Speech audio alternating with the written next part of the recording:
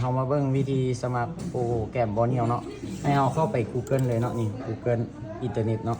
เราเขียนเข้าไปว่าบอเนียวสกินเมติกเนาะนี่เขียนตามนี้เลยเนาะบอเนียวสกินเมติก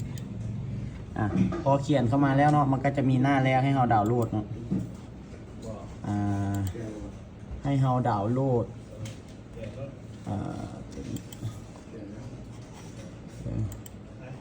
มันจะมีหน้าดาวน์โหลดเนาะเนี่ยเวลากดเข้าถ้ามันอยู่ในหน้านี้เนาะให้เรามากดมั่งดาวน์โหลดถ้ามันอยู่ในหน้านี้เลยแล้วก็มาดาวน์โหลดเลยเนาะมาดาวน์โหลดอยู่มั่งมีก้าก็ได้มีเดียไฟล์ก็ได้เนาะ2 อันนี้แหละเนาะดาวน์โหลดตัวใดก็ได้แล้วถ้าผู้ใดดาวน์โหลดแล้วติดตั้งแล้วเปิดโปรแกรมมาขึ้นให้ติดตั้งตัวนี้เข้าไปเนาะ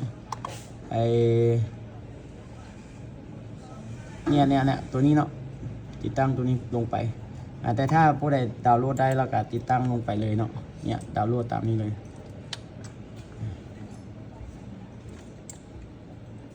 อย่าซ่าเนาะดาวน์โหลดกดเชฟก็ได้เนาะ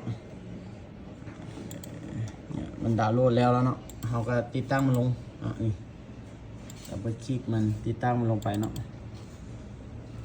ติดตั้งมันลงไปนิ่งไปเนาะแต่ว่าตัวนี้ค่อยติดตั้งเรียบร้อยแล้วเนาะก็บ่ต้องไปติดตั้งซ้ำหลังจากนั้นโปรแกรมก็จะติดตั้งแล้วมันก็จะมาอยู่หน้าไอคอมพิวเตอร์เราเนาะนี่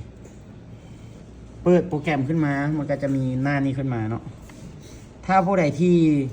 ลงทะเบียนใหม่ให้กดตัวนี้เนาะแต่ถ้าผู้ใดที่ยักต่ออายุให้กดตัวลุ่มเนาะตัวนี้เราจะลงทะเบียนใหม่เราก็กดตัวนี้ใส่ชื่อใส่ชื่อเข้าไปใส่ชื่อแถวแรกนี่ใส่ชื่อเนาะแถวเสร็จแล้วตัวแถวที่2ใส่อีเมลเนาะอีเมลเฮาที่ใช้งานได้เด้ออีเมลเฮาที่ใช้งานได้แถวที่ต่อมาก็จะใช้เป็นเบอร์โทรศัพท์แถวต่อมาก็จะเป็นรหัสเนาะที่เราสามารถตั้งด้วยตัวเองใส่ตัวใดก็ได้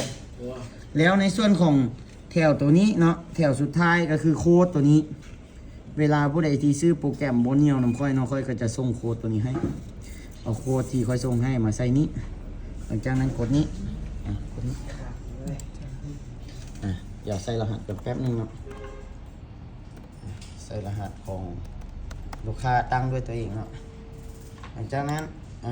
กดเลือกมันให้เลือกอย่างรถบัสก็เลือกรถบัสเนาะต้องอ่านข้อความที่มันขึ้นมาโอเคเลือก3ครับปึ๊บกดลงทะเบียน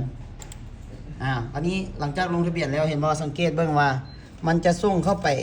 อีเมลเฮาเนาะเฮาก็เปิดอีเมลเฮาขึ้นมาอีเมลที่อยู่ในโทรศัพท์ที่มันตรงกันเนาะนี่มันก็จะมีม่องหัวข้อที่มันส่งมาให้เนาะ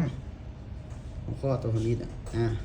เลื่อนลงมามันจะมีม่อง verify เนาะกด verify กด verify โอเคแล้ววันนี้เราก็ไปลองล็อกอินเข้าเบิ่ง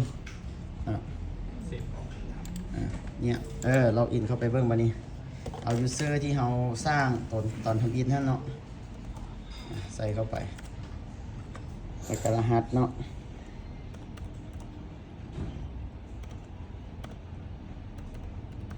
โอเคกดล็อกอินเข้าไปก็จะสามารถใช้งานได้เลยเนาะ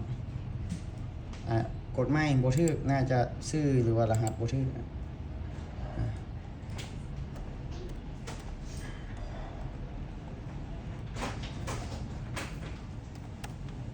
โอเคแล้วก็รหัสใส่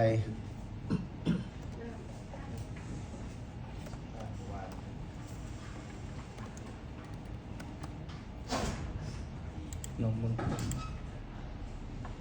โอเคเนาะเนี่ยคือต้องพยายามตอนจังหวะเฮาที่สมัครเนาะเดี๋ยวค่อยแนะนำตัวนี้ก่อนรีกิเตอร์เนี่ยตอนลงทะเบียนเนาะชื่อเนาะเนี่ยชื่อนี้สำคัญชื่อนี้ต้องประกอบด้วยตัวเลขนำเนาะจะเป็นการดีเพราะว่าชื่อนี้บางเทื่อมันไปซ้ำกับผู้อื่นสมมติว่าชื่อเยอะท่อนี่อยู่ประเทศลาวมีหลายเยอะท่อเนาะเยอะท่อ2026เยอะท่อ123 134มีอย่างใส่มันจะดีกว่าเนาะมันไปซ้ำกันเพราะฉะนั้นเวลาเฮาป้อนบ่ถูกนะเฮาต้องมาไล่เรียงเบิ่งว่า user name เนี่ยเฮาเขียนตัวใดเนาะเฮาจังค่อยมาล็อกอินตัวนี้ได้เนาะแล้วก็กดล็อกอินแล้วก็เข้าใช้งานได้ปกติเนาะอันนี้คือวิธีการลงทะเบียนเนาะ